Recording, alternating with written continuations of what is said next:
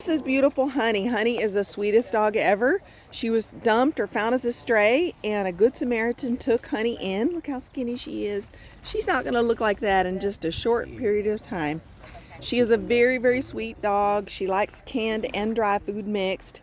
She's absolutely stunning. She's got the upright ears, so she's a high mix boxer, and she's precious. She's gentle and sweet and good in a car already, and she's decent on a leash, which is fantastic.